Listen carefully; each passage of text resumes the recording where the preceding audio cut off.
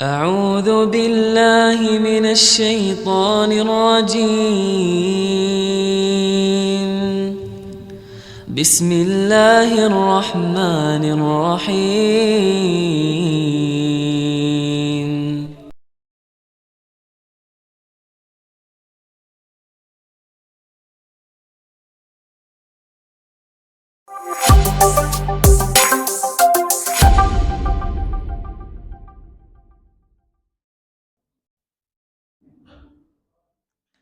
Assalamualaikum warahmatullahi wabarakatuh.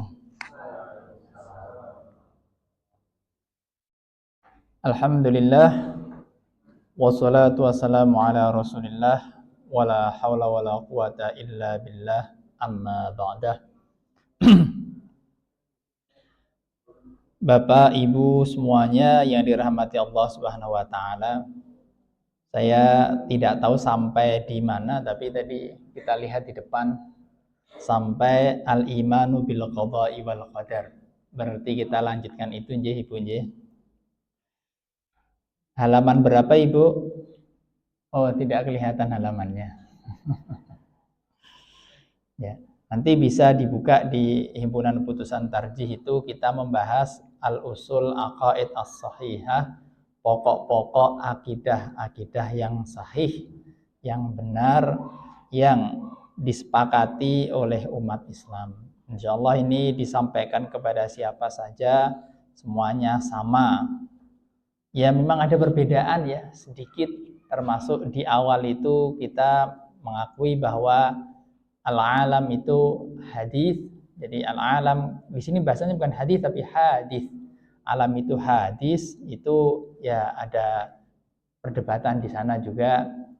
Kemudian terkait dengan ayat-ayat mutasyabih, di sini disebutkan bisa ditakwilkan selama itu memang wajar, tapi juga seandainya tidak wajar maka bisa juga taslim, kita menerima keduanya. Nah itu juga ada diskusi di dalamnya. Paling tidak dua hal itulah yang mungkin agak ada sedikit perbedaan, yang lainnya sama seperti itu. Nah kita masuk di al-imanu bil qada'i wal qadar. Kita iman dengan qada, ketentuan, wal qadar, dan takdir. Yang keduanya ini artinya juga sebetulnya maknanya ya sama ya, itu adalah ketentuan. Di dalam himpunan putusan tarjih ini, seingat saya dulu saya pernah membaca itu memang tidak disebutkan kemudian apa definisi satu persatu dari itu. Tetapi kalau kita pahami bahwa qada itu adalah ketentuan Allah yang sejak zaman dahulu, sedangkan qadar itu ya dia ketentuan Allah tetapi sampai ditetapkan dan tidak bisa dirubah, artinya telah terjadi. Wallahu alam, di sini tidak disebutkan. Jadi seperti bahwa anak bapak ibu itu adalah itu, yaitu sudah takdir Allah, tidak bisa diganti. Anaknya sudah lahir kan, seperti itu. Dari pasangan itu takdir Allah. Tapi makna bil qada'i wal qadar, sepanjang pengetahuan saya itu makna qada ini bukan bahasa hadis. Karena di dalam bahasa hadis itu di awal himpunan putusan tarjih ini disebutkan wa an nu'mina wa an tu'mina bil qadari khairihi wa syarrih. Jadi bahasa hadis itu satu saja. Kita mengimani dengan ketentuan Allah baik dan buruk. Nah, kemudian ini saya tidak tahu kapan. Ini saya kira perlu diteliti lebih jauh, muncul kemudian pembedaan antar dua model ketentuan ini, ada yang disebut qada, ada yang disebut qadar. Ini saya secara pribadi belum meneliti lebih jauh. Jadi bahasa-bahasa keilmuan itu kan tumbuh, Pak. Jadi bahasa-bahasa keilmuan itu kan tumbuh. Seperti dalam hadis itu kata sahih, hasan, dhaif itu kan tumbuh. Sehingga dikatakan kata hasan itu tumbuh ketika zamannya atau ditemukan oleh Imam At-Tirmidzi. Sebelumnya itu hanya sahih dan dhaif saja. Sebelumnya lagi kan kata itu belum ada. Nah, kemudian tumbuh. Nah, ini termasuk tumbuhnya kata qada wal qadar ini, wallahu alam. Ini harus diteliti tersendiri, Pak. Seperti itu. Namun perlu kita ketahui bahwa Allah itu telah menentukan takdir kita atau ketentuan untuk kita itu memang sejak zaman dahulu. Sebelum kita ada pun kita telah ditentukan. Akan lahir kapan, di mana, itu semuanya dalam kekuasaan Allah Subhanahu wa taala. Baik atau buruk semuanya dalam kekuasaan Allah Subhanahu wa taala. Namun Allah tidak membocorkan hal itu. Manusia tidak tahu. Karena manusia tidak tahu, maka manusia diajarkan untuk berhusnudzon kepada Allah Subhanahu wa taala. Karena Allah tidak pernah menetapkan kecuali kebaikan untuk hambanya. Kemudian manusia itu pada akhirnya karena dia itu bisa memilih, maka ketika dia memilih ketidakburukan, maka yaitu ketidakburukan itu adalah pilihan dia sendiri. Karena pilihan itu Allah sama sekali tidak memaksanya. Wa man syaa'a falyu'min wa man syaa'a falyakfur. Itu pilihan kita. Tetapi kalau kufur, inna a'tadna lidzalimina naron ahata bihim suradiquha. Saya kira itu konsepnya ya. Memang Allah menentukan, maknanya Allah itu mengetahui apapun yang ada dalam hati kita, apapun yang ada dalam pikiran kita, apapun yang akan kita lakukan, pilihan kita. Jadi itu Allah sudah tahu. Sebagaimana, bukan sebagaimana. Untuk untuk wawasan saja, untuk sekedar rasionalisasi. Tentu Allah tidak berbeda dengan makhluknya. Laisa kamitslihi syai'un. Allah berbeda dengan makhluknya. Dalam bahasa agama itu ada istilahnya kahin. Kahin itu apa? Peramal. Ya kan? Di kita namanya wong pinter, Pak. Wong pinter. Ya, walaupun kita sudah diajarkan untuk tidak percaya kepada peramal, dukun atau wong pinter, tapi ya tampaknya profesi itu masih ada. Ya kan? Dan sebagian mungkin masih datang. Boleh atau tidak? Tidak boleh, Pak. Tidak boleh. Tetapi ada atau tidak? Ada. Dan dalam Al-Quran pun kata kahin itu juga disebutkan. Karena itu dalam sejarah juga ada. Nah, orang datang ke sana untuk meramalkan, umpamanya mau pemilihan Dewan Perwakilan, oh, ini gimana caranya biar menang? Nah, tanyanya sama wong pinter. Nah, nanti dia akan meramal. Oh, kamu kalau di sini seperti ini. Nah, dia sama peramal saja dia percaya. Padahal peramal itu apa? Dia hanya minta tolong kepada jin. Dan jin itu ketika dia berupaya mencuri berita dari langit, maka sebagian besar jin itu dia akan dilempar dengan panah api dan kena. Memang di dalam hadis itu, di dalam kitab Tauhid itu diceritakan, ya, di situ diceritakan ada jin itu yang dia selamat. Diceritakan di hadis itu ya. Dia selamat, tetapi ketika dia sudah menyampaikan kepada peramal itu, dia pun tetap masih diincar oleh panah api sehingga dia tetap kena, seperti itu. Dan ini yang selamat ini hanya sebagian sangat kecil dari jin yang banyak, seperti itu. Dan penjagaannya juga sangat kuat. Nah, sehingga karena kebanyakan itu peramal itu tidak betul-betul mendapatkan kabar dari jin itu, kebanyakan itu mereka berdusta. Ya hanya kirologi saja akhirnya, seperti itu. Tetapi manusia percaya. Ini manusia ya. Allah Subhanahu wa taala itu pengetahuannya maha mengetahui, jauh dibandingkan makhluknya. Tidak ada bandingannya bahkan. Ya, tidak bisa dibandingkan. Allah itu yang maha kuasa, maha mengetahui, tahu alur kehidupan kita ke depan. Ya kan, seperti Bapak Ibu tahulah melihat anak, oh anak ini bentuknya seperti ini, sudah bisa diprediksi nanti, oh ini masa depannya cerah atau suram, modelnya seperti ini, kan bisa dipahami ya dari perilaku. Allah jauh lebih mampu, khabir, mengetahui, sangat teliti. ketika melihat manusia, bahkan ketika melihat benihnya, bahkan ketika melihat orang tuanya, tahu wah ini anaknya modelnya seperti ini, nanti mau ke mana, nanti mau bentuknya seperti apa. Khabir, maha teliti, maha tahu Allah itu. Nah, jadi ini terkait dengan ketentuan Allah itu apa berkaitan dengan segala apa namanya Asmaul Husna ya. Jadi Allah itu memang maha tahu, Allah maha teliti, Allah maha kuasa, dan ini memang menjadi hak Allah, wilayah Allah. Saya kira itu ya. Jadi Allah sudah menentukan apa namanya hidup kita, tetapi apa namanya ini kita tidak tahu bagaimana hidup kita, maka yang diperintahkan untuk kita adalah selalu berhusnudzon kepada Allah, mengupayakan kebaikan yang bisa kita upayakan. Seandainya nanti kebaikan itu tidak bisa kita upayakan, maka kita dibebaskan. Contohnya seperti ini, kita berupaya untuk bisa tetap beribadah dengan baik, ternyata terpaksa tidak bisa beribadah dengan baik seperti keluarganya Yasir. Ya, seperti itu. Nah, itu maka kemudian dimaafkan. Tetapi ketika kita bisa memilih dan kita tidak memilih dengan baik, maka kita bertanggung jawab dengan pilihan kita. Saya kira seperti itu, nggih.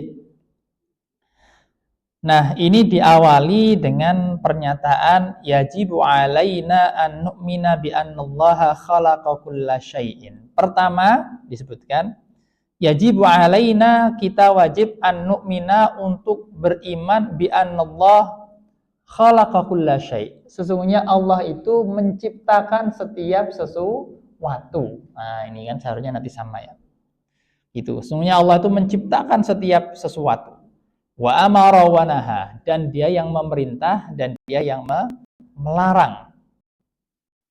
Wa kana amrullahi qadaran maqdura, dan adalah perintah Allah itu atau perkara Allah itu atau urusan Allah itu qadaran maqdura, itu telah ditentukan. Ini di sini diterjemahkan pasti maqduron, ditentukan. Karena qadaron itu kan bahasa Indonesia, Pak. Kadar. Kadar itu ya kadar. Maqdur itu ya yang dikadar gitu. Jadi qadaron maqdura, yang terkadarkan, yang sudah ditentukan oleh Allah Subhanahu wa ta'ala. Wa anallaha qaddara kulla syai'in qabla khalqil khalqi. Nah, ini sesungguhnya Allah telah menentukan setiap sesuatu sebelum penciptaan-ciptaan. Jadi sebelum alam semesta ini diciptakan Allah, Allah telah menentukan ketentuan-ketentuannya. Ya, Allah telah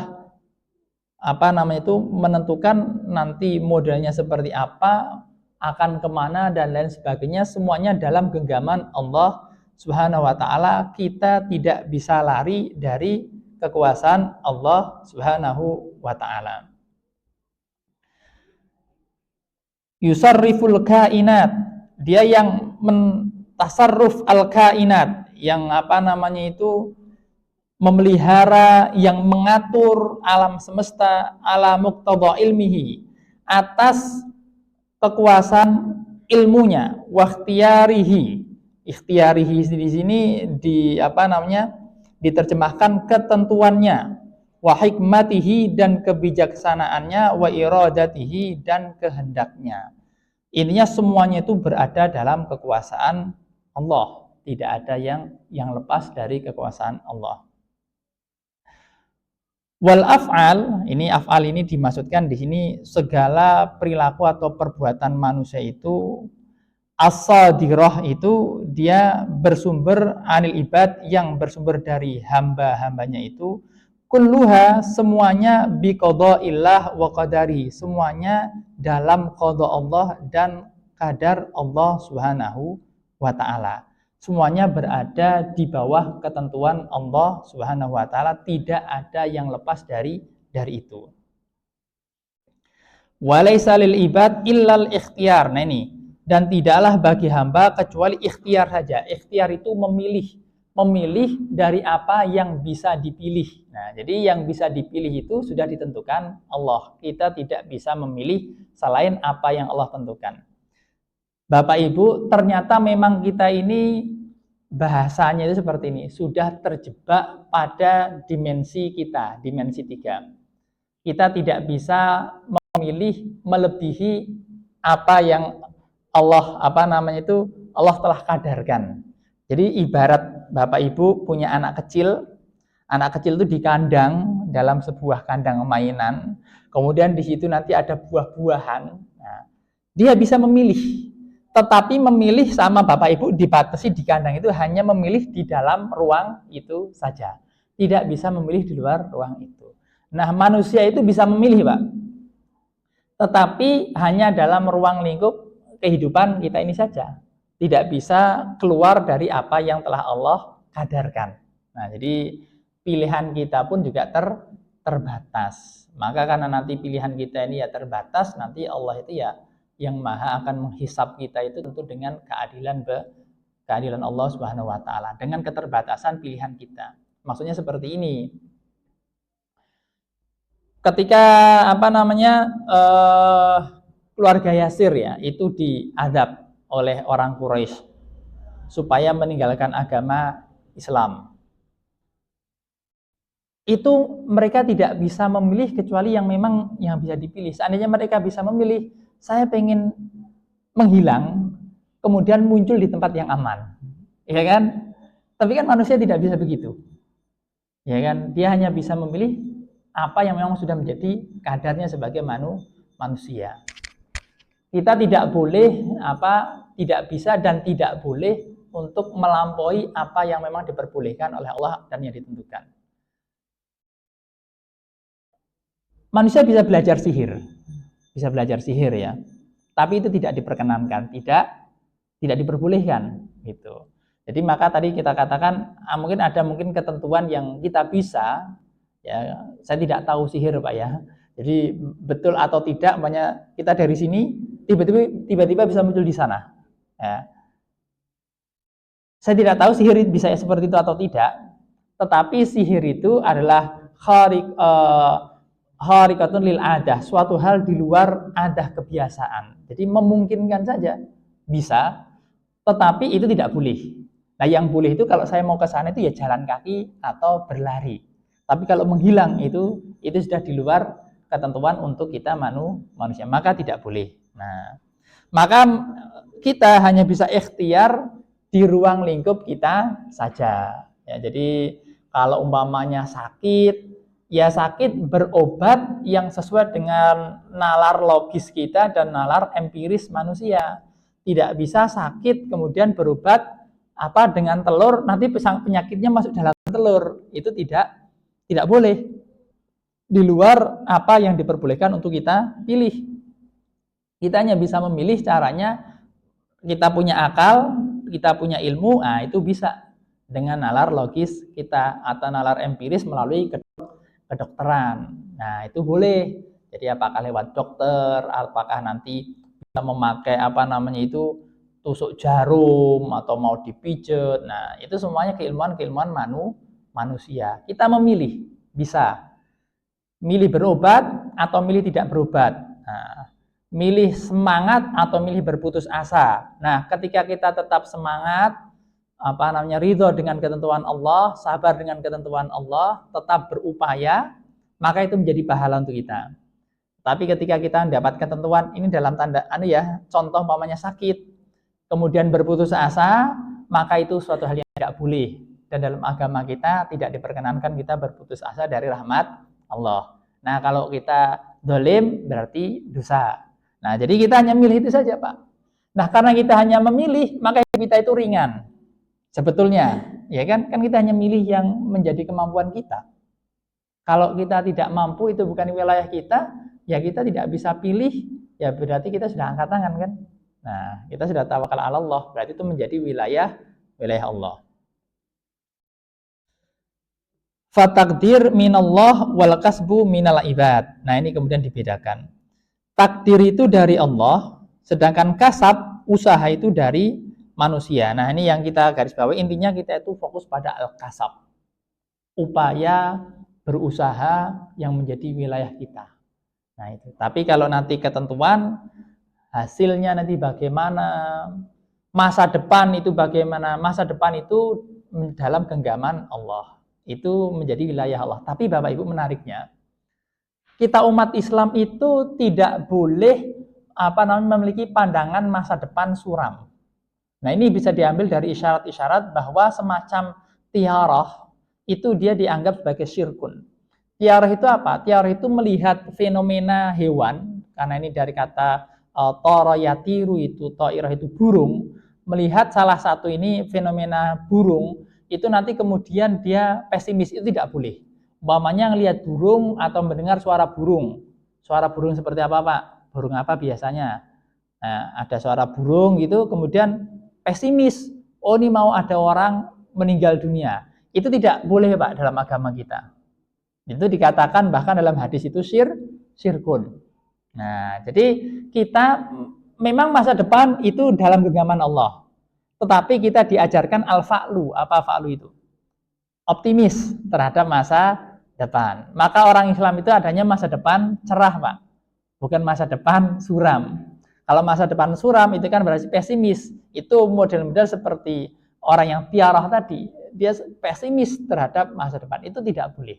Apalagi pesimisnya gara-gara fenomena-fenomena yang sifatnya mitos, ya. Sifatnya tahayul, sifatnya khurafat. Nah, itu tidak diperkenankan dalam agama kita.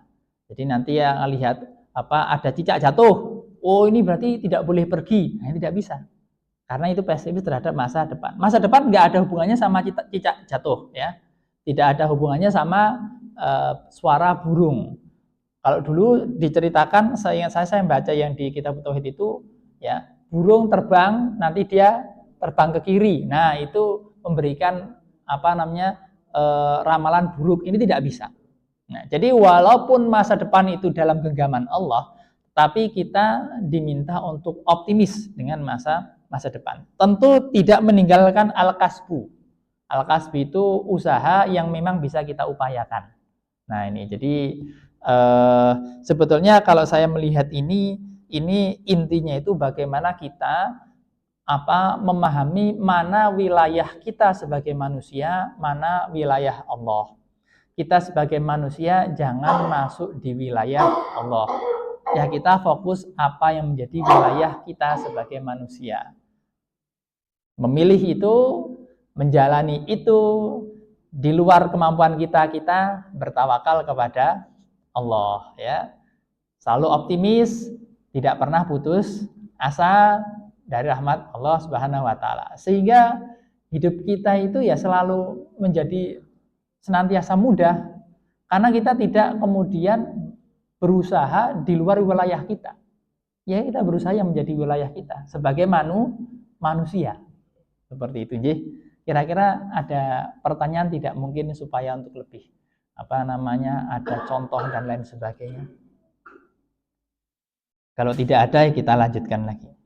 Jadi takdir ini, ya, segala ketentuan ini itu dari Allah. Wal kasbu, usaha itu manusia atau hamba. Faharakatul abdi bi'tibari nisbatiha ila qudratihi. Perbuatan manusia dari segi kuasanya. Nah, ini tadi saya mengatakan wilayahnya, ya. Tusamma kasban lahu, itu dinamakan sebagai kasban lahu. Itulah kasab bagi dia. Jadi ini yang menjadi fokus kita. Usaha yang berada di wilayah kita sebagai manusia.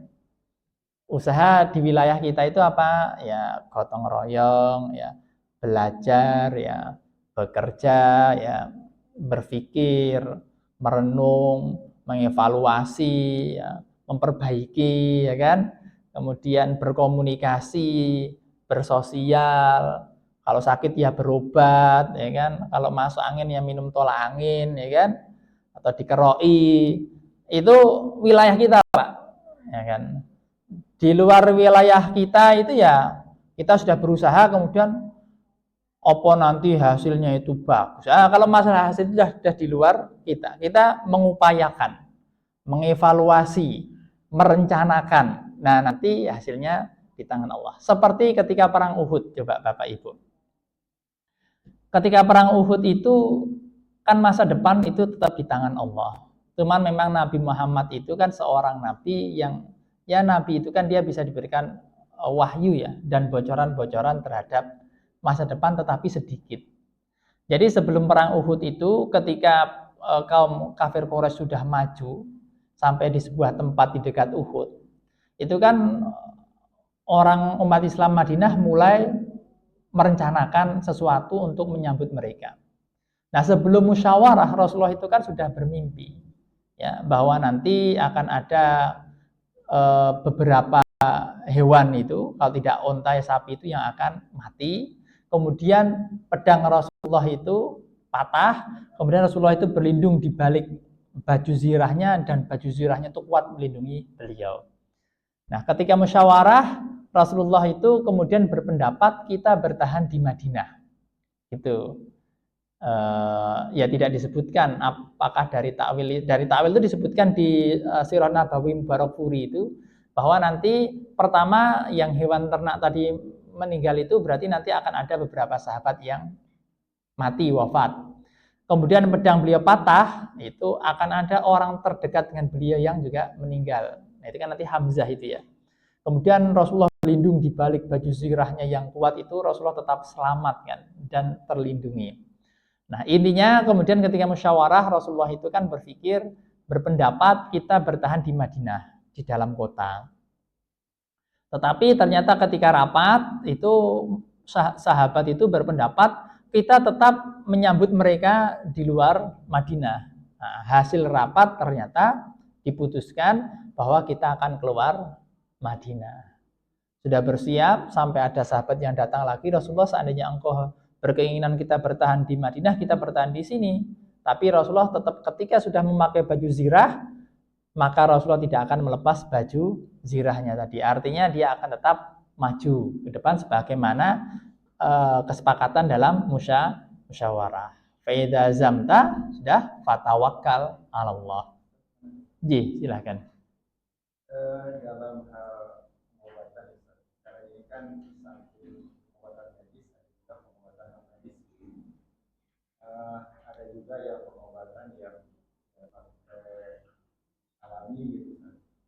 Ada yang tidak percaya dengan pengobatan medis karena bla bla bla gitu, karena zat kimia dicampurkan kan seperti zaman Cina gitu.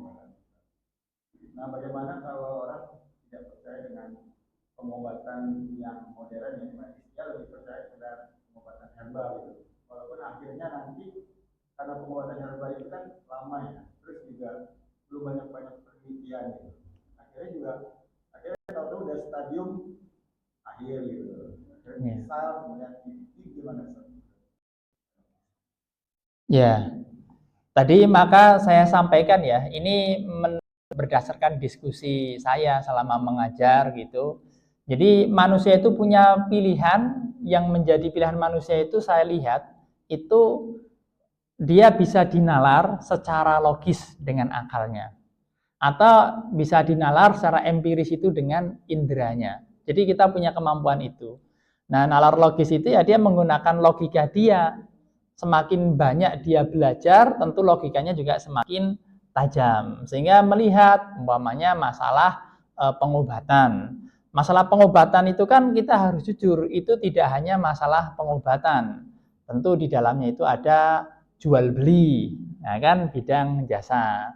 Di dalamnya ada pengaruh ya negara maju kepada negara yang tidak maju. Banyak hal. Sehingga kemarin itu waktu saya tidak tahu waktu itu di stadium general atau di acara apa waktu di perguruan tinggi itu ada yang menyebut kedokteran itu dia sebetulnya termasuk jurusan teknik kedokteran. Kenapa teknik kedokteran? Karena inti dari kedokteran itu adalah mengoperasikan alat medis. Nah, kan alat medis itu kan sekarang sangat maju sekali dan itu diakui seperti itu. Jadi banyak hal. Nah, kemudian dengan nalarnya mungkin dia melihat, oh saya lebih cenderung pada model pengobatan tradisional, dan ini kan juga banyak di Cina dikembangkan seperti itu dengan model-model seperti ini. Nah, selama itu masuk di nalar secara logis dan nalar empirik, itu saya secara pribadi itu tetap menerima. Cuma mungkin yang harus menjadi menjadi stressingnya, ketika dia ilmunya kurang, ya, maka itu akan beresiko untuk dirinya sendiri. Karena manusia itu intinya kan pada ilmu ya. Jadi pada pengetahuannya. Seandainya dia memang saya tidak ingin melalui pendekatan medis dalam hal ini pengobatan modern, tapi saya lebih menggunakan pengobatan yang tradisional. Itu silahkan, tetapi ingat ketika ilmunya kurang dalam hal itu, maka dia akan ada konsekuensinya. Tetapi ketika dia itu memilih itu dan pilihannya itu memang dengan ilmu, karena ada kemarin itu saya pernah melihat yang membuat video itu siapa itu dulu ya, pernah menjadi duta besar kemudian bikin video di YouTube itu Helmi Yahya. Nah, Pak Helmi Yahya ini dia mengundang salah satu penemu model pengobatan jadi menyampur antara teknologi modern dengan teknologi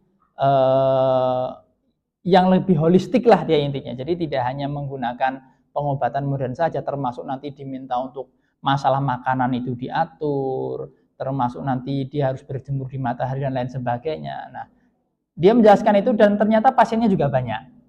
Nah, maksud saya ini juga menjadi pilihan. Nah, jadi kan ini kan masih masuk di nalar logis dan nalar empiris kita kan. Nalar empiris itu kan indera kita bisa masuk. Itu semuanya boleh.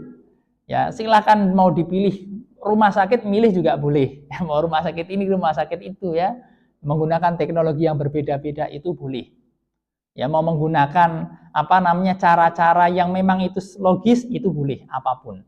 Yang tidak boleh intinya, yang tidak boleh dia berputus asa. Itu tidak boleh, ya. Kemudian yang tidak boleh juga dia menggunakan suatu hal yang di luar logika dia, baik nalar yang logis secara akal maupun secara indrawi tadi. Ya seperti pakai telur gitu kan. Pakai telur atau pakai apa gitu. Nah, itu tidak boleh. Nah, seperti itu. Itu aja Bapak Ibu ya. Jadi itu saya kira maka yang bisa kita upayakan saat ini itu ya terkait dengan pengobatan itu tidak hanya ketika sudah sakit, tetapi sebelum pun kita sekarang juga harus mengupayakan. Ini kan upaya kita. Saya lihat alhamdulillah sekarang banyak kesadaran orang untuk berolahraga, bahkan di masjid itu, di jamaah masjid itu ada yang dia setiap hari itu memang berjalan sampai berapa kilo, walaupun memang itu sudah disuruh sama dokter sih, kata beliau, saya mas sama dokter harus berjalan setiap hari berapa kilo. Oh ya Pak, yang penting kan olahraganya itu gitu, karena sudah ada jantung, katalah seperti itu. Tapi upaya kita itu selalu kita tidak pernah putus asa, selalu optimis, selalu berusaha terhadap apa yang baik. Nah, ini tugas kita. Kemarin kan kita sudah sampaikan, ketika ada sahabat yang sakit, ditanya oleh Rasulullah, kenapa kamu sakit? Kamu sudah berdoa belum? Sudah. Kemudian apa doanya? Nah, orang ini berdoa, aku berdoa, ya Allah, segerakanlah hukumanku di akhirat, disegerakan di dunia ini saja. Karena nanti kalau di akhirat ujiannya kan dia tidak kuat, maka disegerakan saja di sini. Rasulullah kemudian menyampaikan kamu tidak mampu kalau seperti itu doanya. Kemudian Rasulullah menyampaikan kenapa kamu tidak berdoa Rabbana atina fid dunya hasanah fil akhirati hasanah saja. Maka kata hasanah itu pertama oleh Ibnu Katsir dimaknai afiyah, kesehatan.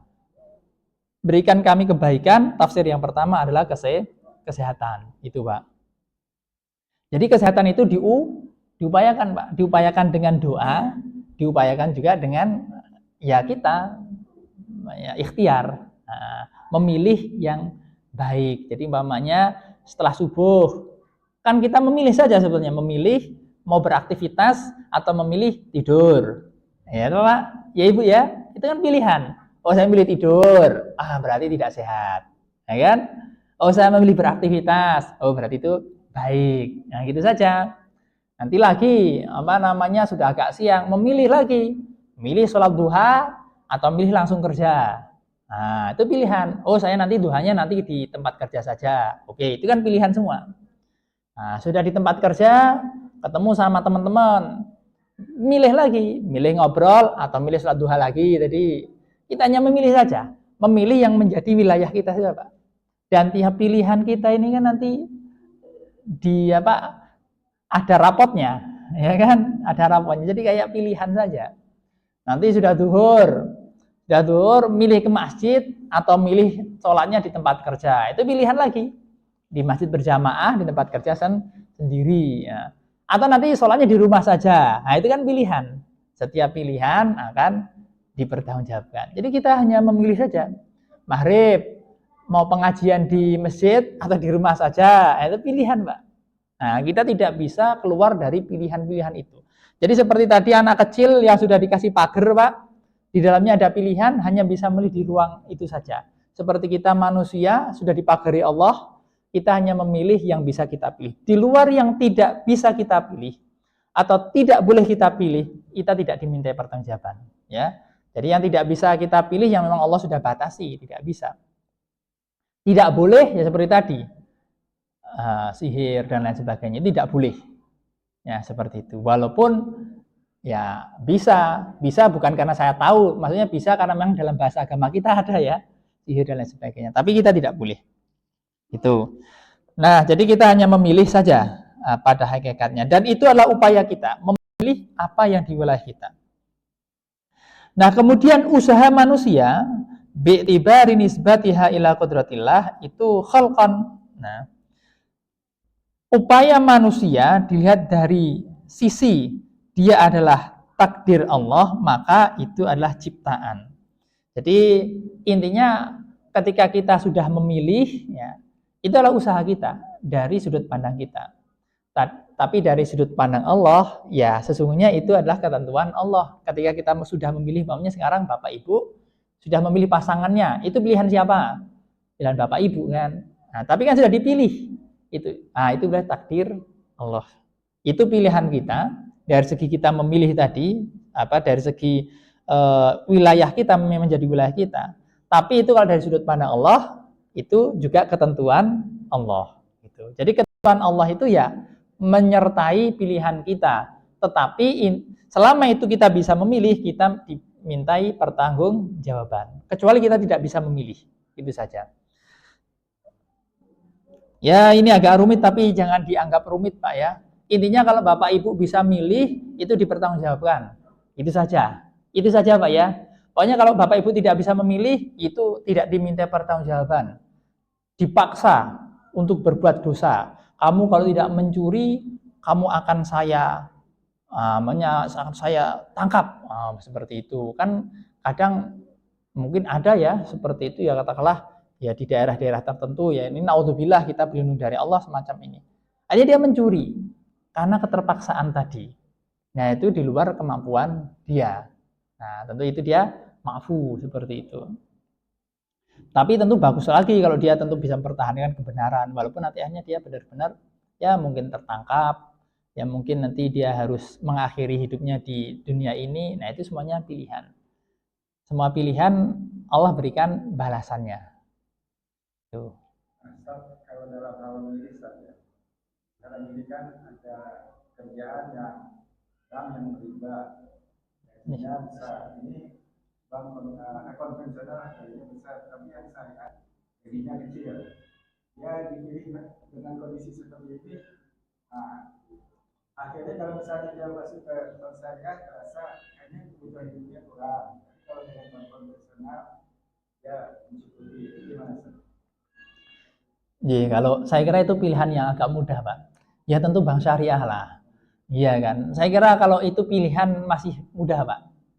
Kalau Bapak sudah jelas mau masuk di kerjaan, ini bank syariah atau bank konvensional, mungkin yang bank syariah gajinya lebih kecil, itu pilihan mudah. Ya bank syariah lah.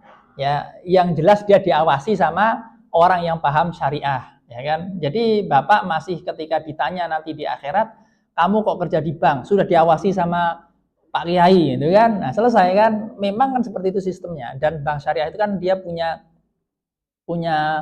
cita-cita memang supaya bisa menjadi alternatif bank yang halal untuk kita umat Islam dengan sistem yang diyakini itu memang sesuai dengan syariah kita. Nah, seandainya di dalamnya ada kekurangan, yaitu suatu hal yang lain ya. Manusia tidak ada yang sempurna gitu. Pilih yang syariah itu gampang. Kalau yang susah itu seandainya dia keluar habis, dia nggak ada kerja Pak. Nah, itu Pak yang susah. Nah, tentu setiap pilihan itu ada konsekuensi seperti itu. Ada konsekuensi. Jadi saya secara pribadi ketika nanti ditanya itu juga tidak mudah menjawabnya, Pak. Ketika saya bilang Anda keluar karena itu Anda bekerja di tempat, katakanlah ini konteks bank ya, di bank di sana ada bunga dan lain sebagainya. Saya mengatakan Anda keluar, itu juga akan berat, Pak. Saya secara pribadi juga, karena nanti dia akan kehilangan pekerjaannya, dan itu perintah Allah bekerja itu. Dan di bank itu dia bekerja dengan cara yang baik juga, ya kan? Tentu ada hak bagi dia yang halal dari gajinya seluruhnya itu. Dan siapa sih yang gajinya itu semuanya bersih, Pak? Pertanyaannya ya, siapa yang gajinya semuanya bersih? Katakanlah, ya saya mengaca pada diri saya, katakanlah saya sebagai seorang dosen, pengajar. Apakah betul semua apa yang saya peroleh itu bersih? Kadang saya berpikir juga, ketika saya mengajar, harusnya mengajar sekian jam, ini belum mencapai jam itu, tapi sudah selesai. Nah itu kadang berpikir, ini nanti berarti gajinya bersih tidak? Nah ya kan? Kan itu siapa yang betul-betul bersih? Ya, gaji yang kita terima itu. Belum lagi ternyata kita menjabat sesuatu, ya kan? Kalau menjabat itu kan kadang-kadang dapat uang yang ya uang yang tidak disangka-sangka, tapi ini dalam konteks jabatan ya. Menjabat sesuatu, ada acara, ya kan, ada acara kan, nanti otomatis kan pejabatnya nanti kan dapat bagian kan. Nah, ada acara ini gitu kan. Nah, nanti pejabatnya ini ikut dapat gitu kan. Seperti itu. Dan lain sebagainya, ya kan. Sehingga seingat saya kita pernah diskusi itu ya, waktu itu mendiskusikan pemikiran Qardawi. Disebutkan memang gaji kita itu pada dasarnya itu tidak ada yang kemudian 100% bersih. Nah ini nanti bisa dicek saja Bapak Ibu, apakah betul gaji yang kita terima itu semuanya bersih. Maka dalam konteks agama kita, itu ada sebagian itu yang harus diberikan kepada orang lain itu sebagai zakat, upaya membersihkan harta kita. Dinamakan zakat kan dari kata zakayuzaki itu kan, tazkiyah itu kan artinya membersihkan, Pak. Seperti itu. Nah, maka tadi kalau dalam konteks bank tadi, tentu seandainya Anda bisa keluar, itu bagus. Silahkan keluar, Anda cari yang dia lebih bagus. Tapi jangan sampai keluar menemukan hal yang lebih jelek. Apalagi keluar dari mulut buaya, masuk di mulut harimau. Sama saja. Seperti itu. Jadi silahkan seandainya mau keluar, mencari yang lebih bagus, disiapkan. Itu kemana? Kalau saya pribadi seperti itu. Karena saya melihat dia bekerja dengan baik, Pak. Ada hak dia juga di situ. Ya, tapi ya perkaranya memang contoh mau seperti ini. Kalau mau diturut, ini tidak akan pernah selesai. Lawang kita ini satu negara ini kan hutang dan hutangnya kan berbasis berbunga kan. Bahkan bunganya sangat besar. Kita kan senegara ini hutangnya berapa? Kalau dibagi Bapak Ibu kita semuanya, kita dapat kena jatah kan. Dan itu kan hutangnya berbunga. Dan uang ini kan mengalir, Pak. Nah, kalau kita mau ngitung itu, ya nanti pada akhirnya, waduh ini berarti kita nggak ada yang betul ini. Nah, jadi seperti itu. Maka intinya saya kira ya kita cukup melakukan yang memang itu jelas baik. Ya. Ini kerja baik ya. Di mana saja kerja di bank itu baik. Administrasi atau apa itu baik. Ada hak dia di sana. Itu saja saya. Nah, seandainya memang ada proses yang kita lihat ini kok riba dan lain sebagainya, dan kita bisa menemukan yang lebih baik, nah silahkan keluar cari yang lebih baik. Saya kira seperti itu nggih. Gitu nggih ini. Jadi pilihan ini saya kira tidak mudah, butuh perenungan, butuh doa. Maka Rasulullah itu juga mengajarkan kita istikharah. Istikharah itu tidak hanya untuk mencari jodoh, ya. Istikharah untuk bekerja, istikharah untuk meninggalkan pekerjaan, istikharah untuk menentukan hal-hal yang penting. Silahkan istikharah dan doanya sangat bagus. Allahumma inni astakhiruka bi ilmik. Loh, itu bahkan astakhiruka bi ilmik wa astaghfiruka bi qudratik. Innaka ta'lamu wa la a'lam, innaka taqdiru wa la aqdir, innaka anta 'allamul ghuyub. Oh, itu muqaddimah doa istikharah itu bagus sekali, Pak. Ya kan? Coba. Inni astakhiruka bi ilmik, ya Allah, aku beristikharah meminta dipilihkan dengan ilmumu. Ya kan? Wa astaqdiruka biqudratik, dan aku meminta ketentuan, minta takdir dengan kekuasaanmu, dengan kudrahmu.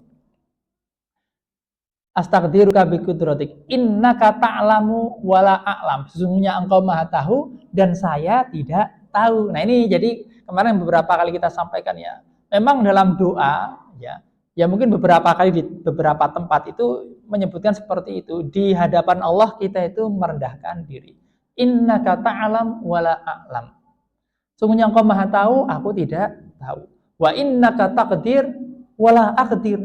Sungguhnya engkau maha kuasa, aku tidak kuasa. Wa innaka anta 'allamul ghuyub. Sungguhnya engkau itu yang maha tahu terhadap hal yang tidak terlihat. Nah, kemudian disebutkan hajatnya. Ya Allah, seandainya saya itu keluar dari pekerjaan ini itu merupakan kebaikan untukku, kebaikan untuk keluargaku, ya kan, kebaikan untuk sedulur-sedulurku, ya kan, maka mudahkanlah, berkahilah, ya, berikan kelancaran. Seandainya saya keluar dari pekerjaan ini ternyata itu tidak baik untukku, tidak baik untuk keluargaku, ya, tidak baik untuk ya kerabatku, maka tunjukilah mana yang lebih baik. Palingkanlah aku dari hal itu dan tunjukkanlah aku kepada hal yang lebih baik dan berkahilah. Intinya seperti itu, Pak. Nah, jadi itu doa istikharah itu sangat bagus sekali. Ini sudah sudah cukup ya. Saya kira ini cukup rumit, tapi tadi Pak disederhanakan saja. Selama itu kita bisa ikhtiar dan itu wilayah kita, maka kita ikhtiar. Harus optimis, ya. Selalu optimis, kita berikhtiar di wilayah kita, bukan di luar wilayah kita sebagai manusia. Wallahu a'lam bishawab. Aqulu qouli hadza astaghfirullah li wa lakum. Wassalamualaikum warahmatullahi wabarakatuh.